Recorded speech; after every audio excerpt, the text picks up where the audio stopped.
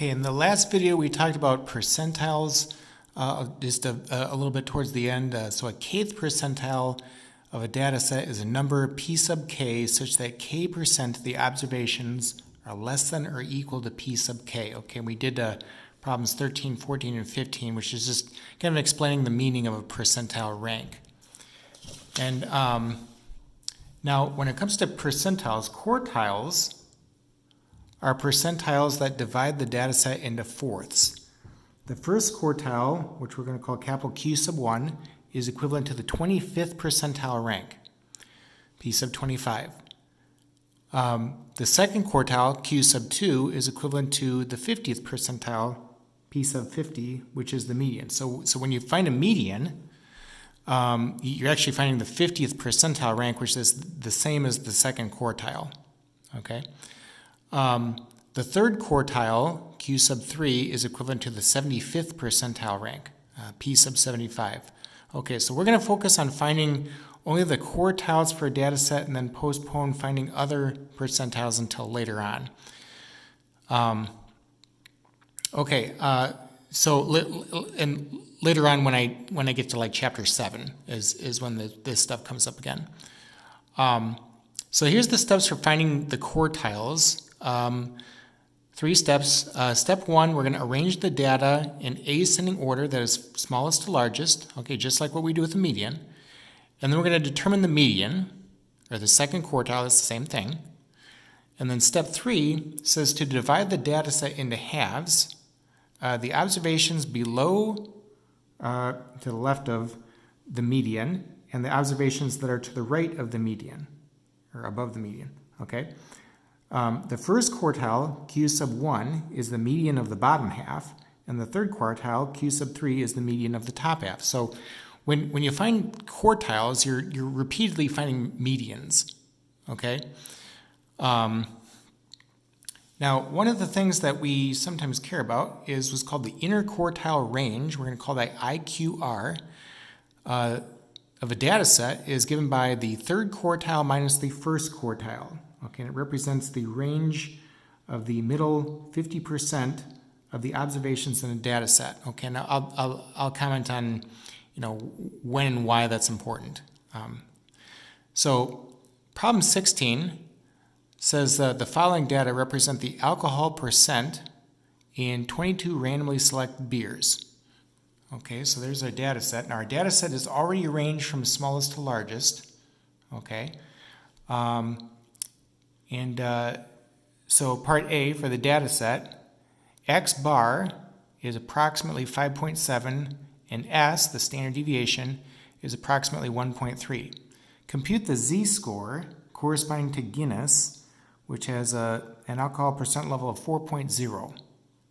And then we're going to give an interpretation of this result. Okay? So to find a Z-score, we take the X value minus the mean divided by the standard deviation.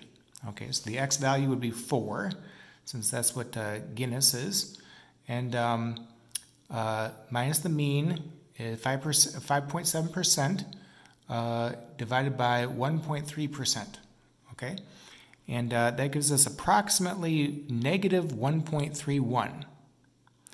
Okay, so an interpretation of this would be to say that the alcohol percent in Guinness is 1.31 standard deviations below the mean. Remember, positive or negative doesn't mean good or bad. That just means if you're above the mean or below the mean. Okay? Part B, for the data set, explain what the equation P sub 30 equals 5.4 means in your own words. Okay, so this is the 30th percentile rank. And what that means is that 30% of the 22 beers selected have an alcohol percent level that is 5.4% or less. Okay, remember that whenever you state a percentile rank, state it as a less than or equal to situation. Okay. Part C, we're going to compute the quartiles. So the first thing that we do is we need to order the data set from smallest to largest, and I mentioned that they've already done that here in this problem. And so I need to find the median, or the second quartile, it's the same thing. And now there's 22 beers selected. Okay, so I got to take the 11th and 12th numbers Add them together and divide by 2. The 11th number is 5.8. The 12th number is 5.9. When you add those together and divide by 2, you should get 5.85. Okay? Now the first quartile, which is the same as the 25th percentile rank, is the median of the lower half. Okay, so I have to find the median of the 11 numbers that are less than 5.85. Okay? Well, let's see. So the sixth data value would be the value that splits the lower half from the upper half. That is the bottom 5 from the top 5. Okay, in the bottom 11. And so the sixth value is 4.8. Okay. Q sub 3 is the same as the 75th percentile rank. So 75% of the data is less than or equal to what? Okay. Well, so I take the top half of the data values, that is the 11 numbers that are above 5.85, okay, and I need to take the median of those 11 numbers. Well, the 17th data value would split the top 5 from the lower 5. Okay, so here's 6.4. I got the top 5 numbers split from the bottom 5 numbers. Okay, so 6.4 would be my answer. Now, if they wanted us to give interpretations of this, so the first quartile, which is the same as the 25th percentile rank, means that 25% of the 22 beers selected have an alcohol percent level that is 4.8% or less. Okay, remember, be specific whenever you're stating percentile rank. Okay, I wouldn't want to say 22% of beers have an alcohol percent level that is 4.8% or less. That's not true. Okay, we're not looking at every beer that has ever been made in the world. Okay, we're only studying these 22 beers. So it is important that I state the 22 beers. Okay, also state this as a less than or equal to situation. The second quartile is the same as the median or the 50th percentile rank. So 50% of the 22 beers selected have an alcohol percent that is 5.85% or less. And that's what we're getting. The third quartile, which is the same as the 75th percentile rank, says that 75% of the 22 beers selected have an alcohol percent level that is 6.4% or less. Okay, and of course, so only give interpretations if you're being asked to give an interpretation. Otherwise, if you know, on some of the problems, they'll ask you to just compute the quartiles, and on some others, they'll ask you to compute the quartiles and then give interpretations of what you did. Okay. Part D, compute and interpret the interquartile range. Okay, so the interquartile range is where I take the third quartile minus the first quartile. Third quartile is 6.4 minus the first quartile, that's 4.8, and I get 1.6 as the interquartile range. Okay, what that means is that the range of the middle 50% of the alcohol percent levels in the 22 beers selected is 1.6%. Okay, now, if I were to draw a histogram of this data, it would be probably, I'm just guessing here, probably bell-shaped and symmetric. Okay, since most of the time when you select a beer, it's going to have a percent level that is somewhere from 5.4% or around there to 6.3%. So but there are some stronger beers, right? So ones that are out here, and then there's some weaker beers. So ones that would be down here. Okay, it's just most of the time when you select a beer, the alcohol percent level is going to be somewhere around 5.5 or something like that. Okay, so if I were to create a histogram, I would expect the shape of the distribution to be bell-shaped and symmetric. Okay.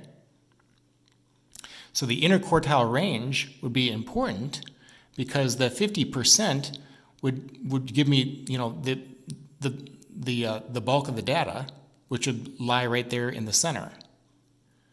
Okay. Let's take a look at problem 17 next.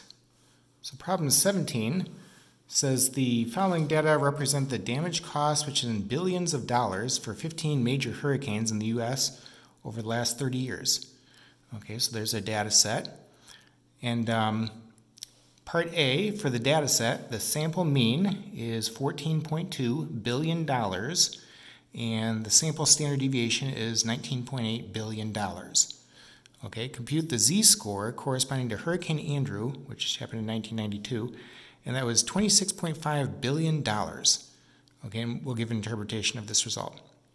So I take the x value minus the mean divided by the standard deviation. The x value is 26.5 minus the mean, 14.2, divided by the standard deviation is 19.8. And when you enter that into the calculator there, approximately 0.68 is what I'm getting. Okay, so the damage cost of Hurricane Andrew is 6.8 standard deviations above the mean. Okay. Part B, for the data set, explain what the equation P sub 70 equals 14.2 means in your own words. Okay, so 70% of the 15 major hurricanes listed right here have damage costs that is less than or equal to $14.2 billion.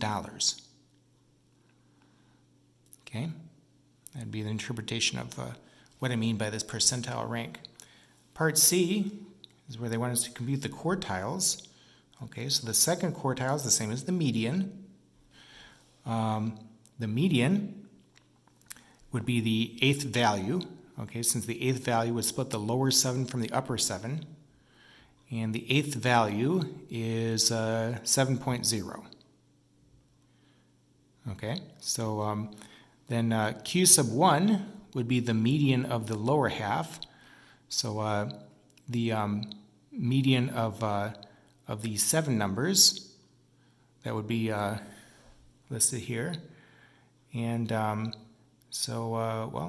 let's see, the median of the 7th numbers would be just the 4th number, which is 3.4, since that would divide the lower 3 from the upper 3.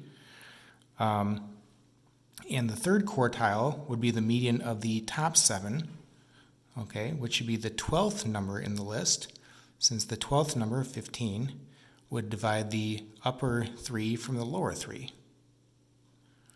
Okay, so again, finding the quartiles is very simple. All you're doing is you're repeatedly finding the median. Okay, give verbal interpretations. Okay, so like if I wanted to give an interpretation of the first quartile rank, I'd say that 25% of the 15 major hurricanes listed have damage costs that is less than or equal to $3.4 billion. Okay. Part D, they're asking us to compute and interpret the interquartile range. Okay, so the interquartile range is where I take the third quartile minus the first quartile. So 15 minus 3.4 gives me $11.6 billion. Okay, and the range of the middle, so the they want us to interpret the interquartile range. So the interpretation of this would be to say that the range of the middle 50% spread of the damage cost listed is $11.6 billion.